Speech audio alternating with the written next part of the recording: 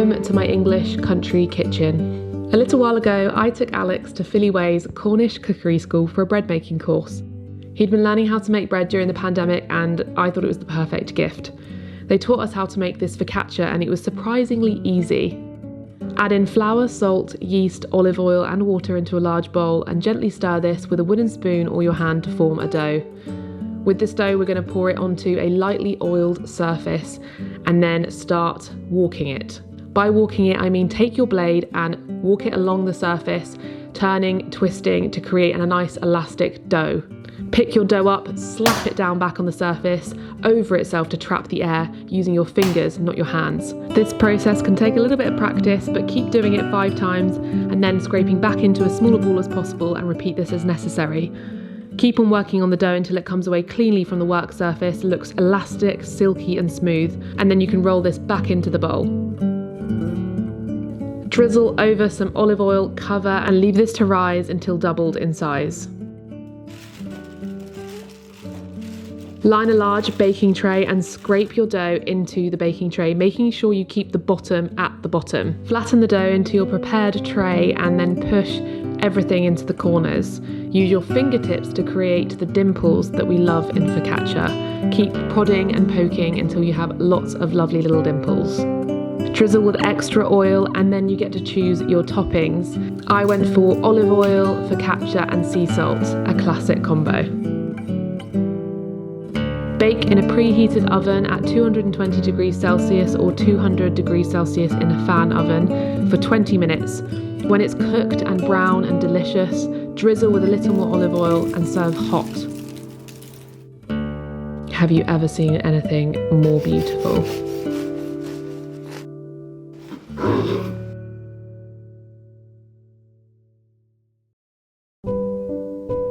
An onion tart tartin reminds me of my childhood because my mum used to make this recipe loads. The combination of caramelised onions and puff pastry is a match made in heaven.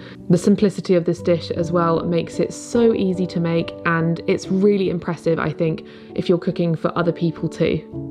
Preheat your oven first and then get to chopping up your 6 to 7 small red onions into wedges.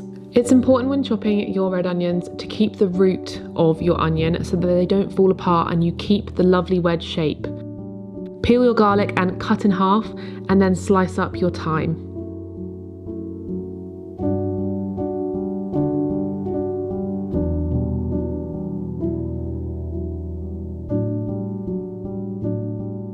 Add olive oil and gently fry the onions for a few minutes until softened. To caramelise these beautiful onions, add in sugar and then cook for a few more minutes and then add vinegar, thyme and water. Gently fry until most of the liquid has gone and then remove from the heat. Avoid stirring your red onions too much whilst they're caramelising because you want to keep that beautiful shape to your onions. Now we have beautifully caramelised red onions, we can start with our puff pastry. Cut out a circle shape as close as you can to your frying pan. Mine wasn't quite big enough, but I simply tucked it around the edge. Pierce with a fork all over and then bake in your oven for 20 minutes until golden brown. The smells that were filling this kitchen were divine. Remove and leave to cool for a few minutes and then place a chopping board on top of the frying pan and flip it over. Don't worry, it will go to plan. And if a few bits are left behind, just place them back on there. No one will know. Sprinkle over some extra sea salt, extra thyme, and enjoy. My mouth is watering watching this.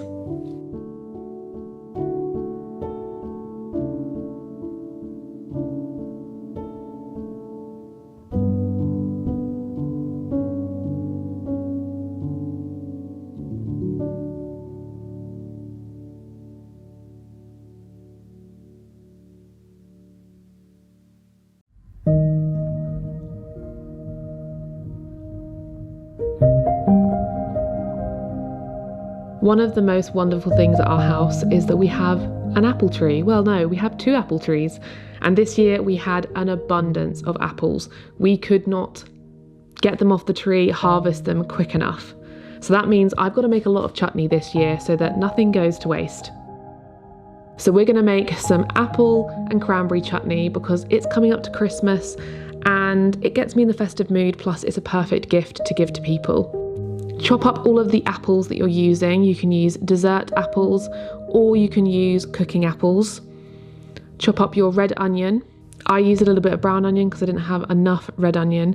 And then put the apples, onions, sugar, vinegar, ginger, mixed spice, cinnamon and pepper into a large saucepan and stir this over a medium heat until all mixed.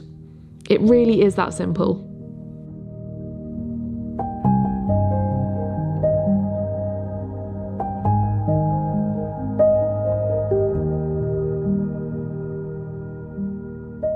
Once your chutney is boiling, you can turn the heat down and simmer this for 40 to 50 minutes, stirring only occasionally. Add in your cranberries towards the end and cook for a further 20 to 30 minutes.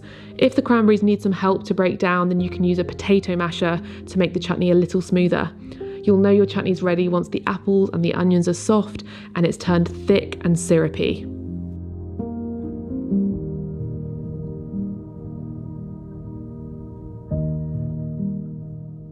You can carefully spoon this into sterilised jars. I collect these from various different condiments that I enjoy, sterilise them, and then you can use these as gifts for your friends and family this Christmas.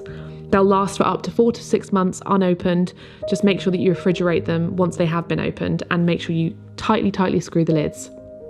Thank you for joining me in my English country kitchen. All of the recipes will be linked in the description box, and I'd love to hear if you plan on making any of these or if you do try them. See you in my next video.